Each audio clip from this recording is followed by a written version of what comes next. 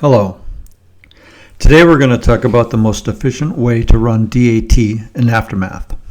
And we're going to do it using the I-314 website for controlling DAT.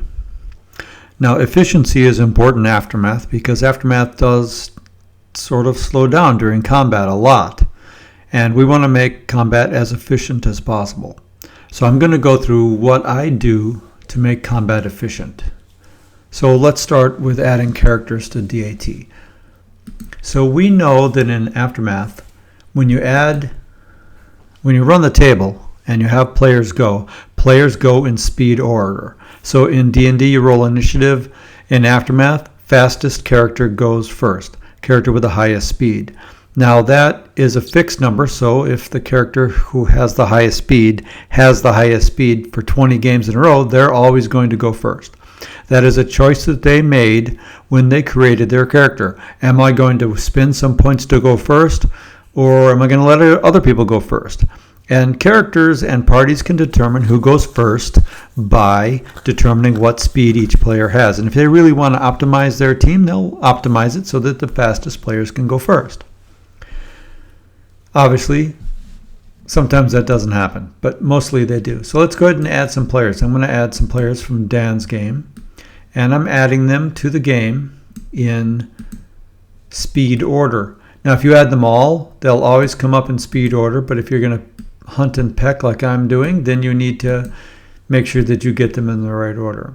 I'm also going to add some opponents, and I add 4 of those.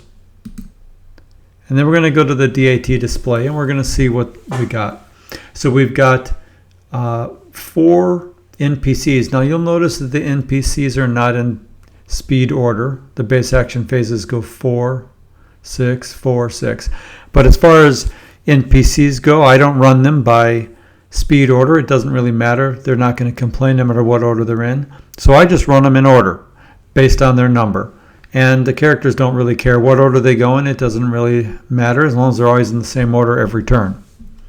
So here's how we're going to do this. I'm going to reset it so that the character with the highest base action phase is set. So that's 8.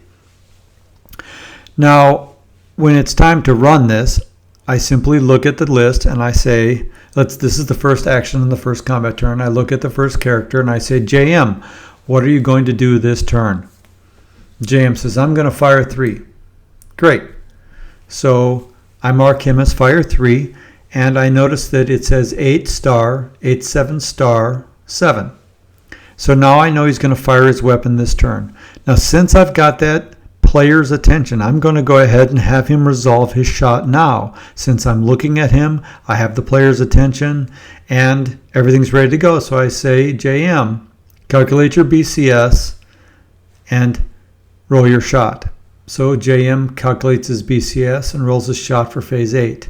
Now he does get to shoot at the mid phase between 7 and 8, but I'll hold that until the mid phase. Next I say, Ashley, what are you going to do? She says, I'm going to walk. So I'm going to mark her as walk. Vic, what are you going to do? I'm going to fire 2. I say, okay, great, fire 2.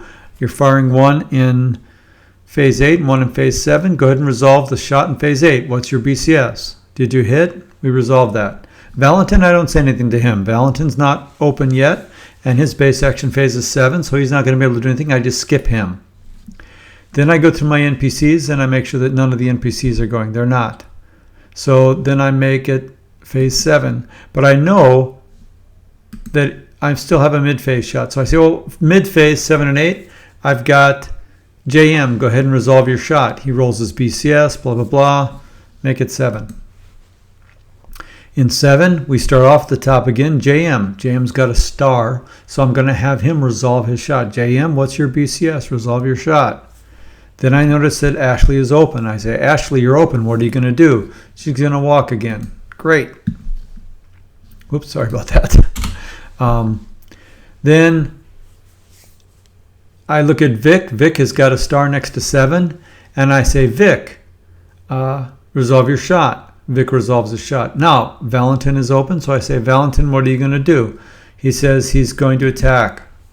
I notice his attack resolve in phase 6, so I say, great, don't do anything with him. Then I check my NPCs, still nothing going on there. So I check for mid-phase shots, nothing. I go to phase 6. Phase 6, I do JM, I do Ashley, I do Vic. Valentin's got a shot, I do him. Then I see this green square on my Marguerite. I ask her what she's going to do internally because she's an NPC. She's going to fire 1. Great. And then I go to this next one and I fire 1. And we keep doing that until the phases go down until 1 each time. Then I reset. When I reset, I start over. JM, Ashley, Vic, Valentin, NPCs. And I keep looping through that. The reason we do that is it's most efficient if you don't go back to a player twice in the same action phase. Because if you go to a player once, then they tend to wait until our action phase to do it again. So if you have to go back to them, you're still on phase 8, you've already asked them what they're going to do, and now you want to go back and calculate their shot or maybe do their mid-phase shot. It gets very confusing for the players. So we'll run through this one more time. First player, JM, what are you doing? I'm going to fire 2. Great. I look to see if he has a shot. He is shooting this turn because there's a star next to 8, and I say, resolve that shot. We resolve that shot, and we go to the next player. She's going to attack. I don't see any resolution this turn, so we go to the next player. He's going to fire 3. I see a resolution in 8 and 8.5 on the mid phase of 7. So I say, Vic, resolve your shot. He resolves his phase 8 shot. I go to Valentin. He's not open, so I don't do anything with him, and I check my NPCs, got nothing there. Then I know there's a mid-phase shot. Before I go down to 7, I'm going to say, Vic, resolve your mid-phase shot. He resolves it. I go to 7. Then I start back at the top for the players. JM, you're shooting at 7. Resolve your shot.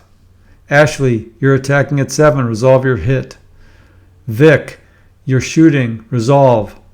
Valentin, you're open. What are you doing? He's going to exchange weapons. Great. Then I go through 7, still don't have any NPC action, so I go to phase 6. Phase 6, JM, you're open. What are you doing? Ashley, you're open. What are you doing? Vic, you're open. What are you doing? Valentin, resolve your... he's exchanging his weapon. I say, Valentin, you have exchanged weapons. You'll be open at 5. He can't do anything, but at least he knows he's got his other weapon in his hand. That's important if he's changing weapons to something that he needs to defend from an attack with. Then I go to my NPCs and I notice the first one is open. I do whatever they're going to do. They're not resolving. I do whatever they're going to do. They're not resolving, so I go to the next one. Phase 5. Defend, defend, defend. Valentin's open now, and I say, Valentin, you're open. Go ahead and do your thing. He does his thing. Phase 4. Everyone, we just keep going around, but we try and only touch a player once per phase. So if a player needs to be resolved, we're going to go and resolve him right away. That way each player can be resolved every turn. If you loop through players and you have to hit them once or twice or 3 times in the same action phase, it slows down the game.